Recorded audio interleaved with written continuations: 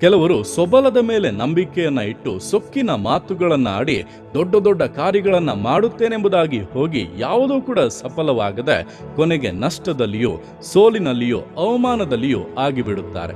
ಅರಸನಾಗಿದ್ದಂಥ ಎಲ್ಲ ಸೌಕರ್ಯ ಸಮೃದ್ಧಿ ಇದ್ದಂಥ ದಾವಿದನು ಹೇಳುವುದನ್ನ ನೋಡುವುದಾದರೆ, ಯೆಹೋವನೇ, ನನ್ನ ಎದೆಯಲ್ಲಿ ಹಮ್ಮಿಲ್ಲ, ನನಗೆ ಸೊಕ್ಕಿನ ಕಣ್ಣಿಲ್ಲ, ಅಸಾಧ್ಯ ಕಾರ್ಯಗಳಲ್ಲಿ ಕೈ ಹಾಕುವುದಿಲ್ಲ ಎಂಬುದಾಗಿ. ಅಂದ್ರೆ ಅವನಲ್ಲಿದ್ದಂಥ ತಾಳ್ಮೆ, ದೇವರ ಮುಂದೆ ತಗ್ಗಿಸಿಕೊಳ್ಳುವಂತ ಅನುಭವವೇ ಅವನನ್ನು ಅಷ್ಟು ಉನ್ನತ ಸ್ಥಾನಕ್ಕೆ ಏರಿಸಿತು. ಈ ದಿವಸಗಳಲ್ಲಿ ಸೊಬಲದ ಮೇಲೆ ಅಲ್ಲ, ಕರ್ತನ ತ್ರಾಣವುಳ್ಳ ಹಸ್ತದ ಕೆಳಗೆ ನಿಮ್ಮನ್ನ ತಗ್ಗಿಸಿಕೊಳ್ಳಿರಿ, ತಾಳ್ಮೆಯಿಂದ ಜೀವಿಸಿ. ಖಂಡಿತವಾಗಿ ಕರ್ತ ನಿಮ್ಮ ಜೀವಿತದಲ್ಲಿಟ್ಟಿರುವಂತ ಆಶೀರ್ವಾದದ ಮೇಲುಗಳನ್ನು ನಿಶ್ಚಯವಾಗಿ ಅನುಭವಿಸುತ್ತೀರಾ. ಆತ ನಿಮ್ಮನ್ನ ಮೇಲೆತ್ತುವಾಗ ನಿಮ್ಮ ಬಲಕ್ಕೆ ಮೀರಿದಂತ, ಸಾಮರ್ಥ್ಯಕ್ಕೆ ಮೀರಿದಂತ ಉನ್ನತವಾದಂತ ಸ್ಥಾನಮಾನಗಳನ್ನು ನಿಶ್ಚಯವಾಗಿ ಹೊಂದುತ್ತೀರಾ.